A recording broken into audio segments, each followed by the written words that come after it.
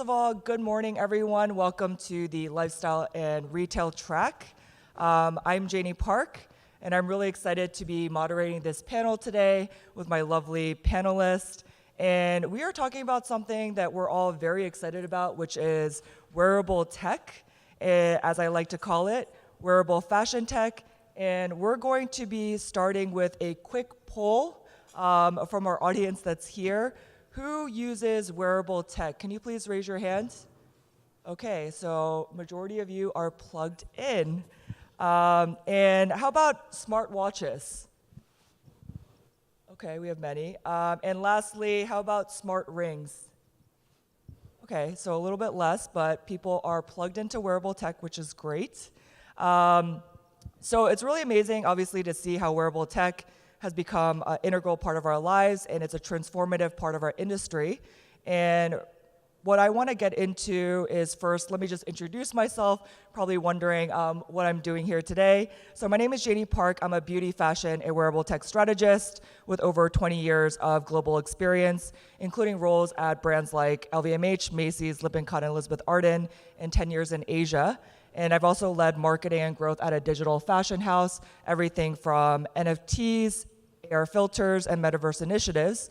And I'm also the founder of a media brand called the Digital Runway, focusing on beauty, fashion, tech, and AI as an email newsletter that covers industry insights, as well as a LinkedIn Live podcast. And it's my mission to bridge the gap between innovation, style, and equity. So without further ado, let me just give you a quick agenda overview in terms of what we are going over today. I feel like I am leading a classroom as I'm doing this, but just so you have an idea. So we're going to be going over what these innovators are building, first of all, in wearable tech, and they're all doing some amazing, phenomenal things, getting into how wearable tech is transforming fitness as well as daily lives, the challenges, opportunities, as well as interoperability in wearable tech, and finally, what the future holds for this exciting industry. So each panelist has been briefed, so you have a maximum of 3 minutes. You're going to introduce yourselves, your company, and what you're building in wearable tech. So I'm going to start from this side and go that way. So we'll start with Drew Blackard. You are the VP of Mobile Product Management at Samsung. So without further ado, kick us off. Hi guys, Drew Blackard, and as you mentioned, I'm responsible for product management for mobile devices within the US market. And so our mobile devices include our smartphones, smart watches, tablets, PCs, and new wearable devices like our Ring products. So overall, we're really trying to bring together an ecosystem of devices, and wearable tech is super exciting for us. And super exciting for me also, just personally. I'm a runner, I coach kids sports and things like that, so wearable tech to me is a really exciting, interesting area. Today I'm excited to talk about not only the hardware products that we're doing, like Watch and Ring, but also the platform and services that pull that together. So Samsung Health, for example, is a service that we have that's an enabling platform across our devices that can bring actionable insights to users. And then, of course, one of the buzzwords of last year's CES and this year's CES is AI, and so how AI starts to take the data that we're collecting on these wearable devices and providing actionable insights to users. So I think that's what we're excited to talk about today. Amazing. And just because I'm Korean American, on a fun note, how's your Korean, Drew? I'm putting you on the spot here. It's not great, but I love going. You know, we go to Korea several times a year to work back and forth with our teams in Seoul and Suwon to make sure that we have the right products globally and for the consumers here in the U.S. market. And how's the Suwon kalbi, which they're known for? Okay. All right. So next we'll move on to Resh Sidhu. She's the Global Director of Arcadia Creative Studio at Snapchat, coming with a fire fit today. So Resh, please introduce yourself. Hi everyone, thanks Janey, appreciate it. So I lead augmented reality at Snapchat. Team Arcadia is a team that is focused on working with brands to create first of a kind, innovative AR experiences. I'm so excited about this panel because in September 2024, and I know some of the panelists received one of these awesome little devices. So the sheer amount of excitement that I've had from people as I've kind of navigated CES, because these are not consumer facing at the moment. What I'm holding in my hands is Snapchat Spectacles. They are a developer version of standalone augmented reality glasses. We launched these with the focus to get these into the hands of incredible developers like yourself and really leverage and tap into that community that Snapchat has been very well known for. Snapchat has over 850 million users, and 300 million of them are using augmented reality on Snapchat every single day. So we know that augmented reality is an incredible tool to engage our community. And one of the things that's been very different about Snapchat is that we've always been about bringing people together. It was always about ephemeral messaging, conversations with your friends, connecting, sharing, and moments of joy. And whether that be, puppy dog ears and vomiting rainbow filters, it was always about bringing people together. And we've taken those values, and this is actually our 5th generation of augmented reality glasses. Because at Snapchat, we really, truly believe that technology can do better at bringing people together. So when the launch of these has really been about, yes, the technology, and it's packed full of awesome technology. It's standalone, so no battery pack, no puck. It has AI. It also has world understanding, so it understands your world. It has voice interaction and understanding. But my favorite part is all of the experiences on here are built for you to do with people. It's about shared experiences. And the first branded experiences that we built on this was for Lego. So everybody loves Lego. I have 2 sons, they play with Lego all the time. As an adult, I play with Lego all the time. And for a brand like Lego, is an incredibly interesting device to be able to bring their vision of play and togetherness. And so now all of our panelists could pop one of these on and build an incredible Lego creation together. So it's really at the forefront of our computing vision and how we believe that technology can bring people together. And we're really excited about that. We had a quick chat yesterday. Excited to dig into a little bit more about the community and the creators later on during our panel. Next, Anna, I'm going to try to pronounce your name. Anna Barnacka, CEO of MindMics Infrasonic Earbuds. Hello, everyone. My name is Anna Barnacka, and I started MindMics about 6 years ago. And before that, I was actually an astrophysicist. And the way how it started was I was at Harvard, very stressful place. I needed to monitor my stress to not burn out very quickly. So I thought, okay, since I can monitor black holes billions of light years away, why the wearables are not accurate enough to monitor what's happening inside my body with the precision enough to actually we could act on it. So this is how MindMics started. MindMics technology is enabled in the earbuds. So what we're doing, we're not using the optical light that is in the wearables that is giving us heart rate and other metrics. We're using sound waves generated by our body. So we think that we are quiet creatures. We don't want to think about self as something loud, but actually our body is extremely loud, to the point that the brain has to filter out everything below 20 hertz. Because if it didn't, it would be just cacophony of the sounds. One of the loudest organs in our body, the heart. It's a huge pump that is pumping liters of blood every minute. And we can hear it, not hearing directly with our ears, but we can hear it using the microphones in the earbud.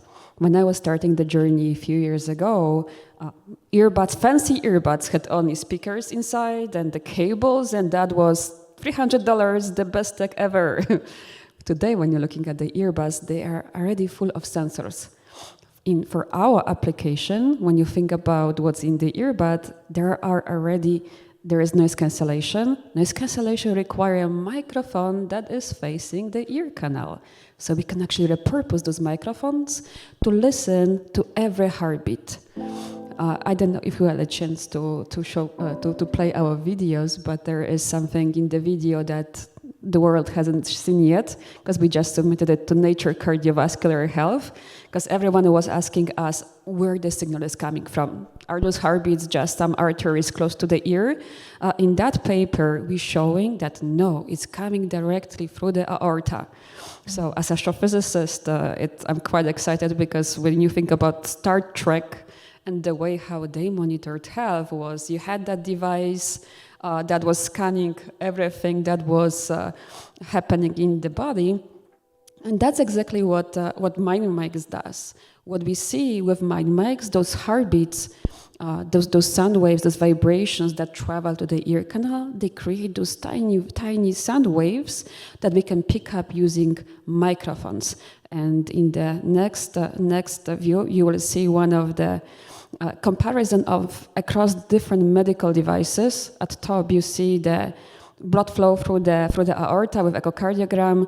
On the second plot, you see directly the blood pressure in the aorta and different parts of vascular system. The yellow one, the middle panel, this is what we see through the ear. It's highly correlated with exactly the signals that today we have to put the very invasive probes to see those signals. So this is really exciting, because wearables that we use to listen to music will be able to provide us something that whole picture of our, especially cardiovascular health.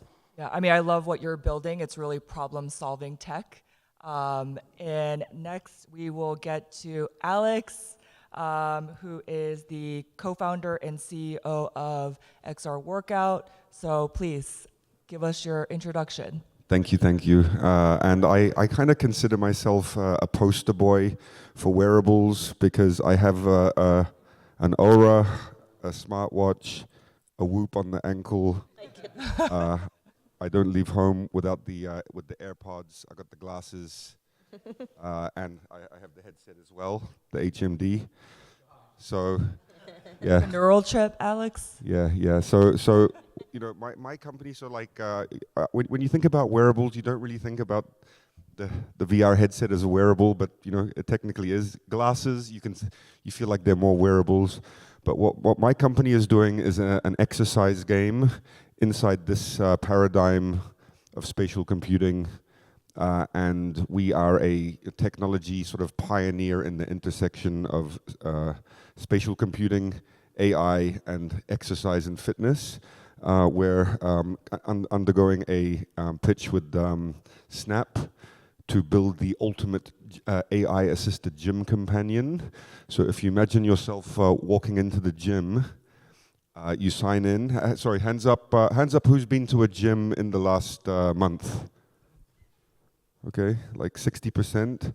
So imagine this story. You walk into your gym, you sign in, and then there's a little rack of glasses like these. Not, you know, eventually like these, but for now they're like that. You pick them up, you put them on, and it's like, hello Alex, it's been 3 days since your last visit. You ready for legs day? All right, let's go. How you feeling? Da-da-da. Okay, and then it guides you over to the machine. And as you're doing your legs day leg press, it's automatically counting your sets and your reps and your weight. So you don't have to log it anymore. And then it'll tell you, 2 more, just 2 more. Come on, it's in your ear with the coach, and it will give you the progressive overload to make you stronger automatically without having to like log it manually and figure it out yourself, okay? And can we just play, so just to speak to what we're doing, our video.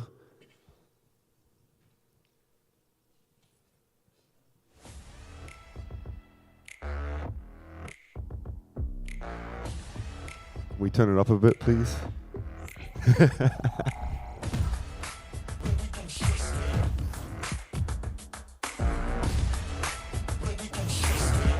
you. That's a burpee.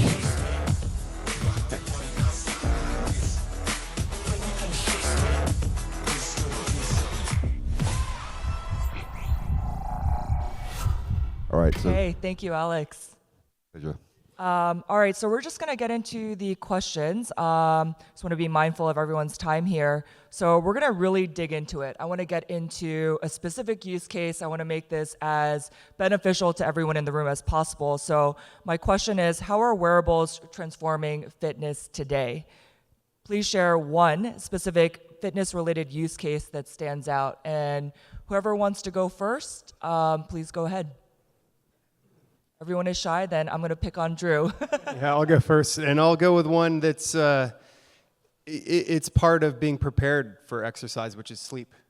I think if you don't have a full night of restful sleep, you're not ready to work out and engage the next day.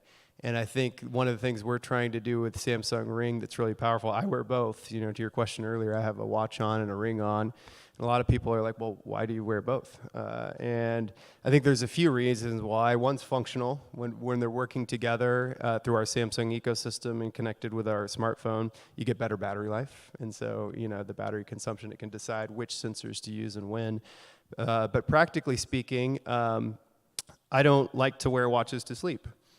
And you're sleeping a third of your life. And so there's a huge window of your health data that you're not capturing when you're wearing a watch if you're sleeping at night. And so it's been a really powerful way for me to understand how I'm sleeping. If the next day, because you're monitoring your not only through the day but when you're sleeping, it can correlate data like days that you exercise, did you sleep better?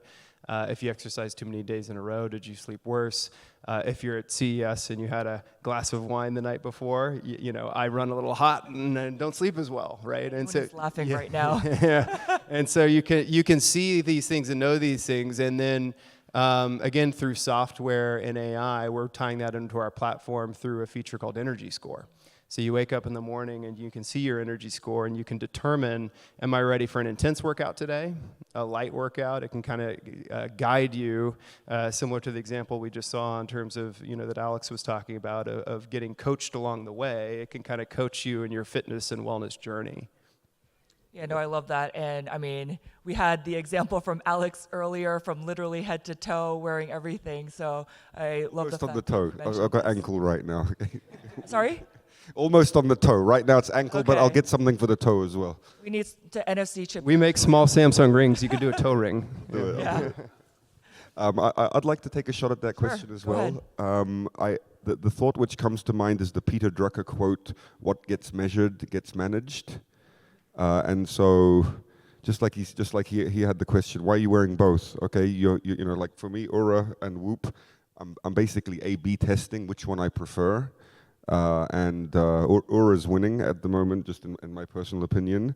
But more in the AI age, more data is better because you have more things to feed in and learn from.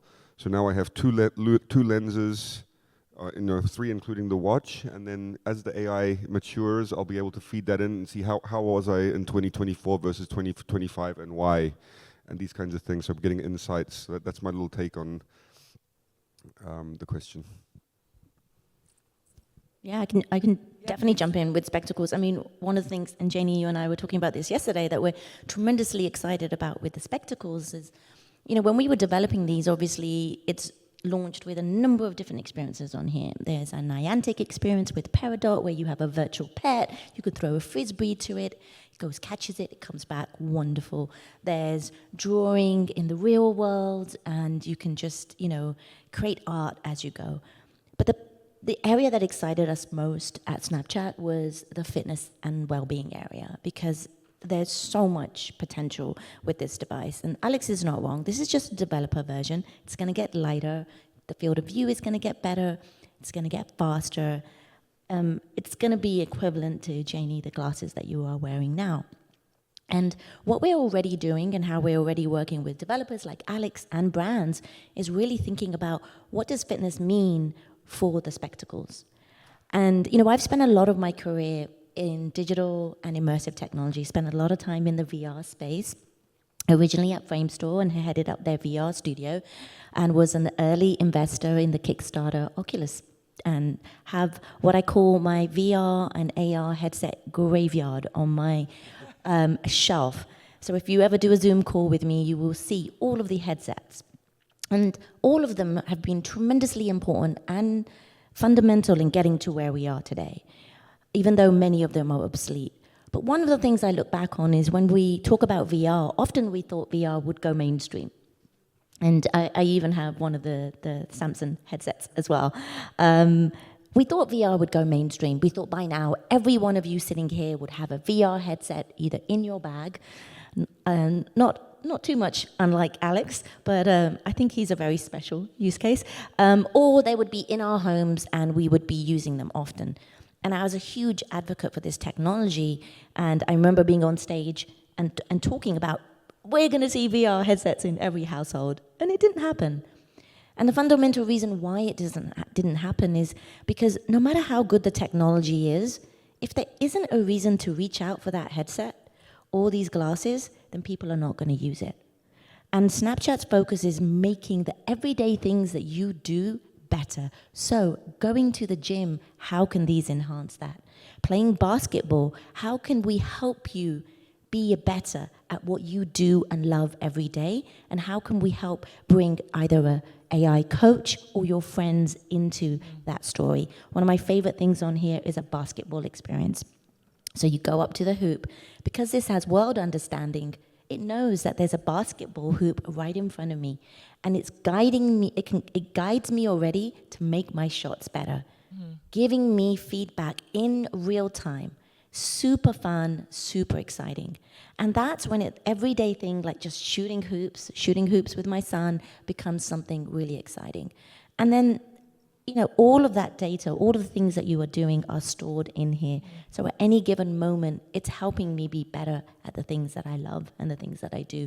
So I think the opportunity for fitness is huge. We're seeing a number of our developers already build fun fitness movement-like experiences.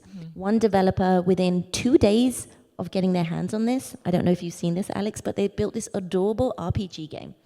And what they did is the everyday walk to their coffee shop, they turned it into this fun little RPG game. You popped on the spectacles, you're literally walking down the street, and all you're doing is just, you have this like little sword, and you're just hitting and attacking all of the little things that are coming at you, and before you know it, you've done 1,000 steps. It's play, gamification, your everyday walks transformed, and magical little dragons appear, and magical little orbs appear that you have to, how joyful is that? What devices do we put on that it's magic in your hands? What devices have you put on at CES that have put a smile on your face? And that's so important for Snapchat. So that's what we want to see more of, and that's why I think the fitness space is really exciting. We're working with a number of brands that I can't really talk about. However, brands can really see the opportunity. As I said, in the near future, you will be able to buy these right now. They're available for developers. We have a number of these in the hands of developers, and we really want developers to use this. This is launched with its own groundbreaking Snap OS system, and you can use Lens Studio to build on this. Anything you build on spectacles, you can also deploy on Snapchat too. So we're really thinking about that ecosystem that Drew was talking about as well. Building once and being able to put onto multiple devices. So if there are any developers that are interested in this, come see me afterwards, and I'll let you know how you can sign up to the program.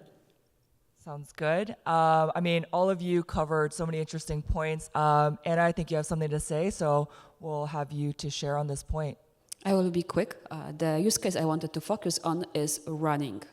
I think in terms of the running, wearables are transforming it because it really helps people to look into what is the metabolic zone they are in. So when you're thinking about the metrics like heart rate, one of the best use cases is running, but it has to be accurate. And the demand of the consumer is that they're actually making sure that it's accurate enough. So if they wear watches, often they will also wear the ECG patch and will compare the data.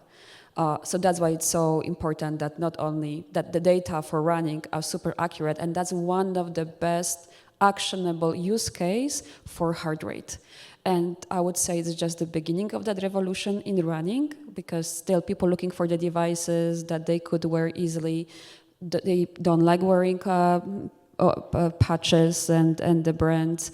Some of them like wearing watches, usually they don't, so this is another opportunity for ear. I'm talking about this because every single company is asking us when we're going to have a heart rate for running, accurate enough in motion. It's not an easy task, but we're working on it, so stay tuned about this.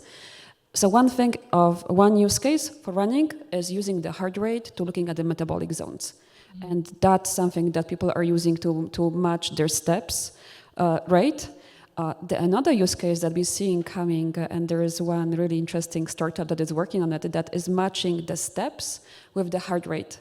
And with the beats is able to coach people how to step to make sure that they're stepping in the right phase of the heartbeat.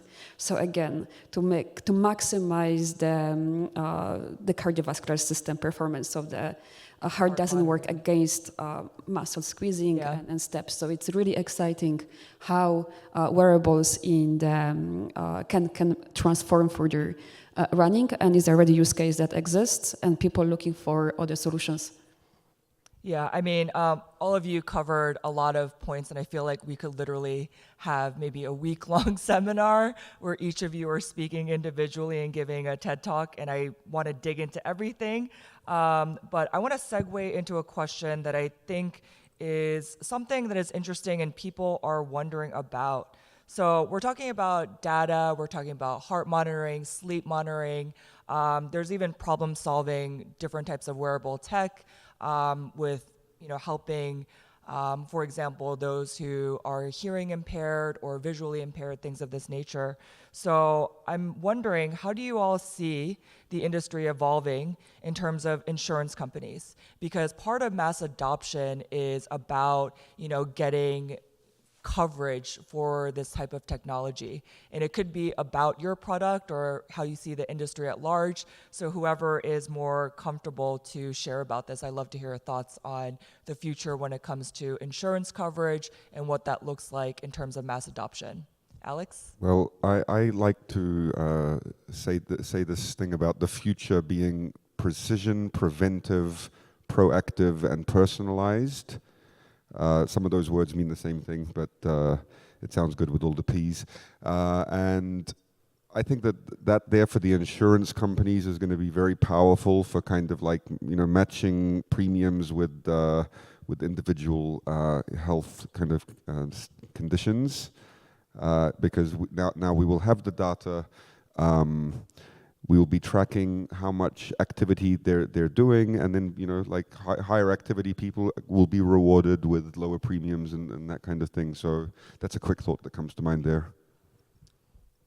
Yeah, and I think I can expand on that a little bit. And today, obviously, I think it's ultimately where things will go. And even today, for consumers with Galaxy Ring, for example, last year we got approval for FSA and HSA plans, so people who have a health savings account can actually apply that towards a Ring product to manage their lifestyle, and that becomes kind of a cost-effective way to do so. And then on top of that, I think back to maybe some of the innovation and design. Wearables, of course, are perfect for that kind of thing. For for an insurance company to make sure that their base is living a healthier life and can lower the premiums and therefore the cost to the consumer ultimately. But if you think about the different form factors, watches is really great for a lot of users. But if you think about the breadth of users globally and in America, there's certain people in segments of population, let's take elderly for example, where a wearable is going to be intimidating to use and perhaps difficult to set up, where a Ring is actually very simple in terms of the interface. Literally all you have to do is put it on your finger, and then you can start monitoring yourself and or patients in that sense.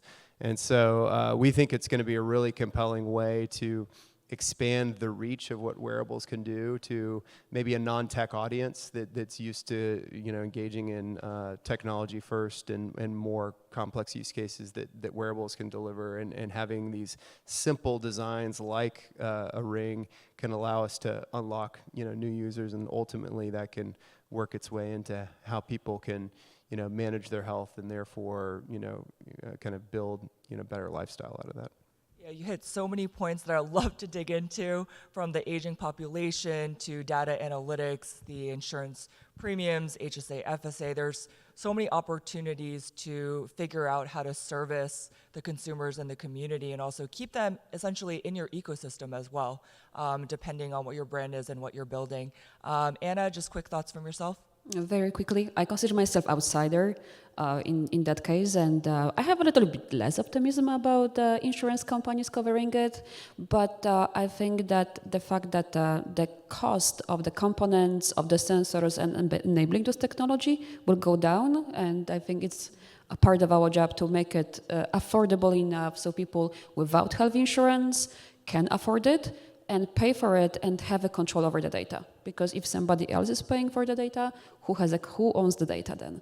So I think for us, it's important to make sure that our technology is affordable for everyone, with or without health insurance, because this will give us also control over the data. And insurance companies, if they will pay for it, I'm sure they will want to have some access to the information, which can go both ways.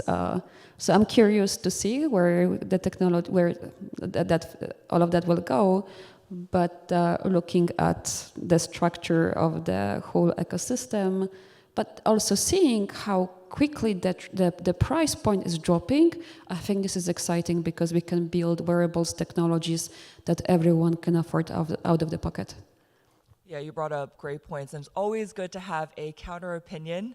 I love the spicy hot takes. But I want to get into something a little bit more style and fashion focused. So I actually just did some research and dropped a report called the Digital Runway Report, was analyzing the 2025 trend forecast.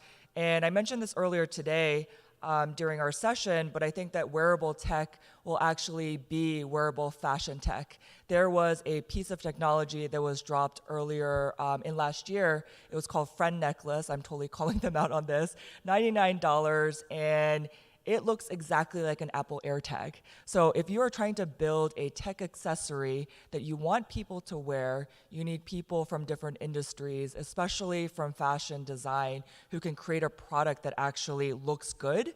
It, tracks things regarding health and fitness, but also that people would actually be excited to wear on a daily basis. So based on that, I'm just curious, how does design, aesthetics, and style contribute to your product development, marketing, and mass adoption strategies? And I see Alex already with your hand up. Does that mean that you're ready to go? Yep, ready to go. Okay, all right.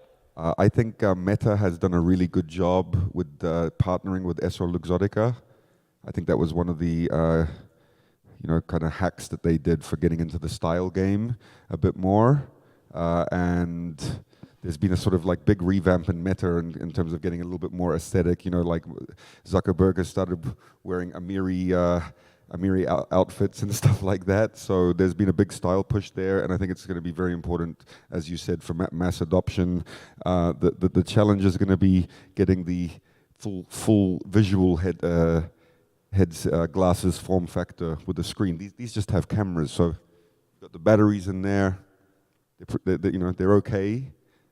These ones here, they're up 50% since the last edition. The previous battery life was 30 minutes. Now it's 45, which is a good trend.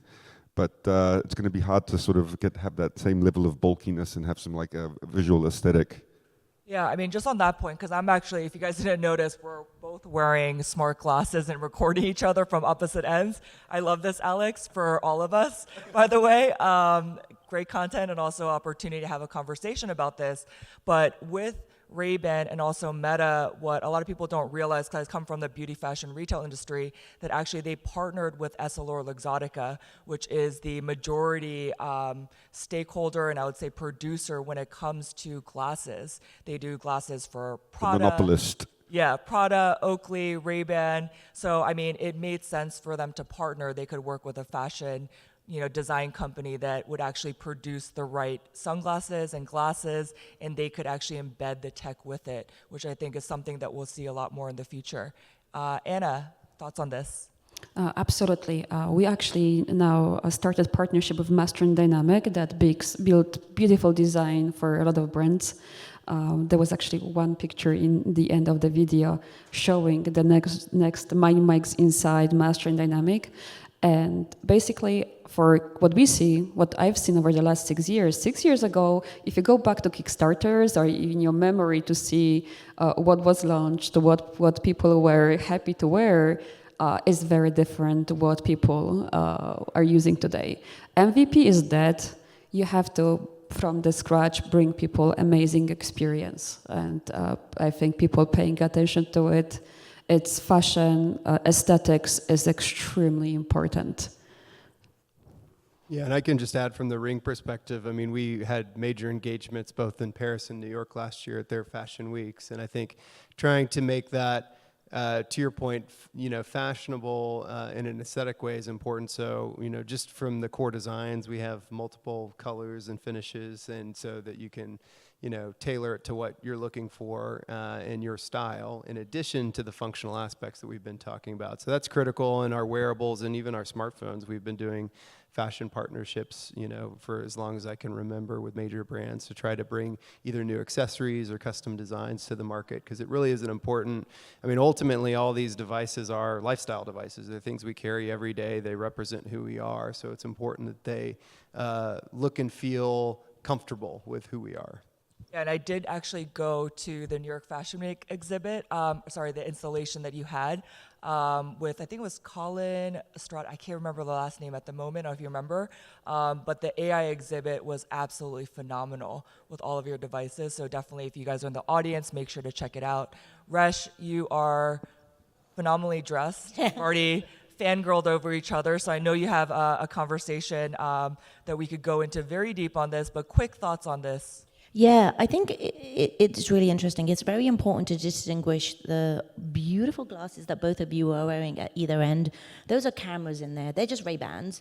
And we've been able to put cameras which allow you to record the real world and everything that's happening. These are very different. This is augmented reality in the real world. So this is placing a layer of AR in your real world. It has world understanding and physics. It understands if I pop these on, it understands everyone on this stage, every chair in this room, and every human in this room. It has world understanding and world learning, AI and machine learning capabilities packed into it. For us, the most important thing at Snapchat, it is always about form and function and the beautiful marriage between the two. Absolutely, we are moving towards a version that will be consumer facing. It will be slimmer, it will be faster, and it will look super fly.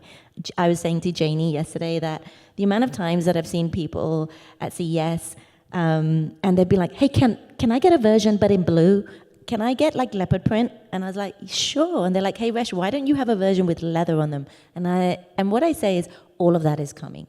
All of that is coming. Our teams have been working with phenomenal product, fashion, and everybody on this panel is not wrong. You need to bring in different skill sets from different industries to make these something that people will want to wear and be proud of wearing. But the most important thing for us was actually getting a version into the hands of developers as quickly and as swiftly as possible. Meta launched Orion. Does anyone have Orion? Do you have it? Do you have it, Alex? How quickly did we get you one of these? These are real. And I am so excited to get my hands on Orion. I have a pair of Ray-Bans. Any of us in this space, we should have an insatiable appetite to look at all of these devices, whether it be rings, watches, AR glasses, VR headsets, because all of them help really us push the medium forward and push the technology forward into a place where, I think Drew hit it on the head, into a place where we can make our everyday experiences better, and they're just part of every day. They're not clunky. So I'm excited to, in terms of how these are going to look, but in terms of this version right now, developers can get their hands on it. It's $99 on a subscription, and we are using all of these incredible experiences that developers are building, and we're updating these weekly. So you can begin to start seeing what's really good, what really works, and what's popular. And that will really help inform then the consumer-facing version and the launch experiences that we drop with. I feel very sad because we're coming up on time, and I'm wondering if I can go a little bit over. and no one is giving me a look right now, so Do it. I'm going to just go for it. So we'll do rapid fire very quickly, individual questions, and then try to take one question from the audience, just because I want to make this as valuable for all of you as possible. Drew, we're going to start with you. If you guys can keep your answers to a quick 30 seconds to 1 minute, that would be great. Samsung's emphasis on user-friendly design. How do you balance cutting-edge tech with simplicity and, as you were mentioning, chic design for mass adoption? Well, I think it's a matter of we don't have a single design for any single user. Everyone's different, and so from the most tech-oriented user, we have products like foldable devices and things like that, and for people looking to track their health, we have amazing wearables, and even within the wearable category, we have these different types. And so I think simplicity is incredibly important when it comes to the user interface, and so as users are able to adopt new technology, having it be simple and easy is critical. And I think one of the drivers for us over the past year and going forward is our Galaxy AI platform. And so AI is something that can create usability for users effectively. You don't have to know how to use the device as much because the on-device intelligence is able to service up meaningful insights for you. It can push you forward. So I think those are the things that we're thinking about, is how do we reduce points of friction, make things easier for users. And so regardless of the form factor where you're engaging and trying to track your health, whether it be glasses, a wearable, a ring, that those things become easy, intuitive, and you're guided along the way with the data that you're providing. Yeah, and I mean, for anyone who hasn't tried Galaxy AI, I highly recommend. It's not actually text to prompt, it's actually draw to prompt. And I think that's just an amazing visual representation of what the AI looks like. So I'm just gonna go down the line here. Resh, 1 minute or less. Snapchat, platform built with a community, as you mentioned earlier, creator-driven experiences from content creators and developers. How does Snap cultivate a thriving and engaged community of creators? Yeah, I mean, that's such a great question. It's so fundamental to Snap's values. We've always been about our community, putting our community first. And part of the Spectacles launch strategy was really about bringing our community into the conversation. A lot of technology and a lot of these AI experiences, I mean, I walked the convention center and all of the technology and everything was all great, but a lot of it is done in isolation and not bringing, normal human beings and a vast, the community that you are ultimately going to be selling to into the development process. We're doing that. We're opening up the doors. We're bringing our community into them, and the experience, the content, the spectacles, it's thriving because of that. We're learning what matters. We're learning and we're taking that input, and we're really being adaptive and iterative in our process. And so community-driven, co-created content is fundamentally important, because you have everything from indie developers to larger studios building for it. And what's really exciting, we're looking at ways in which we can reward them so they can be part of the process and then also reap from the benefits as well. I love that. And I just want to highlight a few things from what you said. Co-creation, gamification, and rewards, so important to building a community that I think you've really nailed there at Snapchat. Anna, okay, so MindMics, real-time heart monitoring is shaping the future of preventative health. Is there anything that you could tease out that you're exploring and you're incredibly interested in when it comes to MindMics and the future direction? Absolutely. So I believe that the future of the preventive health and human health in general is in the ear. It's close to the brain, close to the lungs, close to the heart. We can monitor all of the key vital organs to us. What's coming next with MindMics that we're working on now is blood pressure. So imagine accurate blood pressure monitoring through the ear. But there is much, much more coming from us as well. So keep watching what we're up to. Very cool. I'm very excited to see what MindMics come up with. Alex, how do AI and hand tracking and XRWorkout redefine home fitness compared to the traditional methods? Okay, so what we're doing with our AI strategy, we have the ability through the headset to capture a lot of data passively. Normally you have to log everything. Now the wearables are tracking passively, but we've got movement data in you know, like XYZ planes. So we are experimenting with form tracking. We've got like camera-based form tracking. You sit your camera there looking at you, and it can sort of figure out your body position. That's using AI. Also, we're using like VR hardware trackers as well. And so that there is creating a future where we're going to have an AI guided coach, going to be telling you keep your back straight, put your butt out, that kind of thing. Okay, that's a dangerous position there, that kind of thing. And then also on the coaching you to consistently be overloading yourself so that you're getting stronger. And that's a kind of dream come true.